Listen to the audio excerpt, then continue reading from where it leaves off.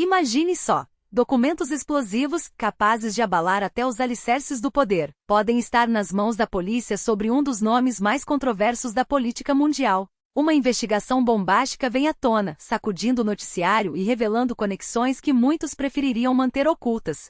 Não é à toa que certas decisões drásticas são evitadas a todo custo. Enquanto isso, nos bastidores do Kremlin, uma resposta inesperada sobre a guerra deixou jornalistas de queixo caído, palavras que foram cortadas ao vivo, mas que agora circulam como rastilho de pólvora. O mundo não para de girar, e as manchetes não dão trégua. O Cazaquistão ferve com as declarações polêmicas de seu presidente, Tokayev, em um encontro que reuniu velhos aliados e velhas tensões. Na Bielorrússia, uma tragédia mobiliza a população, enquanto na Alemanha, um chamado urgente ecoa entre os jovens. E na Ucrânia, uma proposta de lei sobre o uso do russo reacende debates inflamados, dividindo opiniões e expondo feridas ainda abertas. Enquanto isso, um caça russo caiu em território inimigo, deixando um rastro de perguntas e um piloto morto. As autoridades confirmam o acidente, mas os detalhes seguem nebulosos. E o que dizer do escândalo que envolve Epstein e suas conexões com figuras poderosas? Documentos vazados pelos democratas nos Estados Unidos revelam tentativas de contato direto com o Kremlin, mencionando nomes como de Putin e até mesmo Trump. A cada nova revelação, a teia de intriga se torna mais complexa e mais perigosa. O cenário geopolítico nunca esteve tão estável. A cúpula do G20, que deveria ser um símbolo de cooperação global, se transforma em um retrato do caos. Líderes das maiores potências mundiais se ausentam, deixando um vácuo de poder e um sinal claro: ninguém mais quer, ou consegue, dialogar. As guerras se arrastam, as crises se aprofundam, e o mundo parece caminhar a passos largos para um futuro cada vez mais imprevisível e perigoso. Mas nem tudo são más notícias. Os Estados Unidos surpreenderam ao suspender sanções contra uma usina nuclear russa em construção na Hungria, alegando preocupação com a segurança energética do país. Enquanto isso, Montenegro dá um passo ousado ao aprovar sua participação em uma missão da OTAN para treinar forças ucranianas, reforçando o apoio militar e estratégico à Ucrânia. Um gesto que não passa despercebido em Moscou, onde as ameaças e provocações continuam a todo vapor. Na Alemanha, o governo prepara uma reforma histórica no serviço militar, com planos de reintroduzir o alistamento obrigatório para jovens de 18 anos. A justificativa? A crescente ameaça russa. Com salários atraentes e benefícios, Berlim busca reconstruir uma força militar robusta, pronta para enfrentar os desafios de um mundo em ebulição. E no Cazaquistão, as palavras de Tokayev sobre a Rússia como vizinho dado por Deus geram debates acalorados.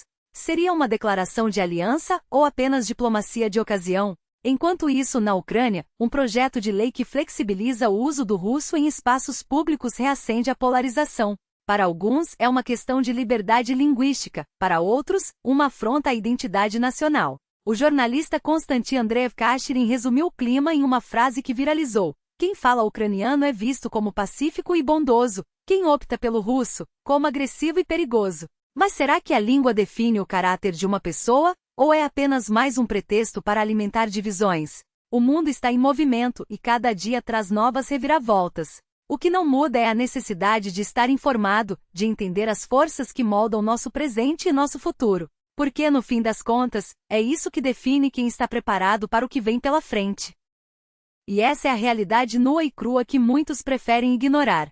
Enquanto alguns tentam vender narrativas prontas, a verdade se impõe de forma implacável. A recusa da imprensa italiana em publicar declarações recheadas de desinformação não foi censura, mas sim um ato de responsabilidade. Afinal, quando as palavras são usadas como armas, o mínimo que se espera é que haja um filtro contra o absurdo. Mas o que dizer das vozes que, sem pudor, defendem a destruição completa de cidades inteiras?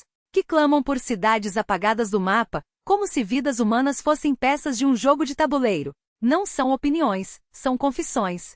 E enquanto o mundo debate questões urgentes, como a sobrevivência de uma nação sob ataque, há quem perca tempo discutindo se um personagem de desenho animado é ou não estrangeiro, ou se uma embalagem de papel higiênico pode ofender símbolos sagrados.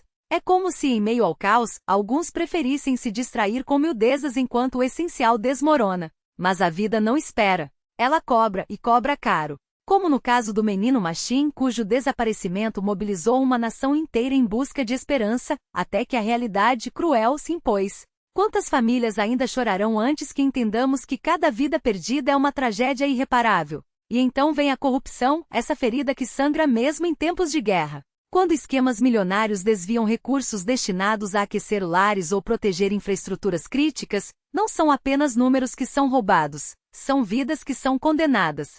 Como justificar que enquanto soldados lutam nas trincheiras, outros enchem os bolsos às custas do sofrimento alheio? Não há desculpa. Não há justificativa. Há apenas a vergonha de saber que, em meio à resistência de um povo, ainda existem aqueles que escolhem o lucro fácil em vez da dignidade. Mas há também a força de quem não se cala, de quem exige transparência, de quem cobra justiça, de quem não aceita que a ganância prevaleça sobre a humanidade. E é por isso que cada erro nosso, como o ocorrido na última edição, é reconhecido e corrigido. Porque a credibilidade não se constrói com perfeição, mas com honestidade.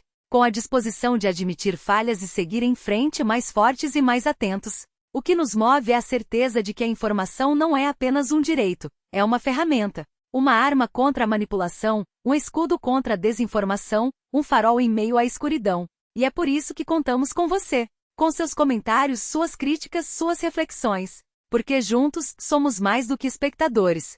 Somos parte da mudança.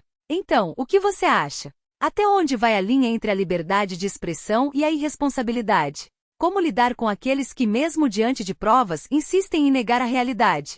E, acima de tudo, como garantir que a justiça não seja apenas uma palavra bonita, mas uma prática diária? Deixe sua opinião, ela faz a diferença. Até a próxima! Que seus dias sejam leves, mas que suas convicções sejam firmes. Porque é assim, com olhos abertos e coração forte, que enfrentamos o mundo.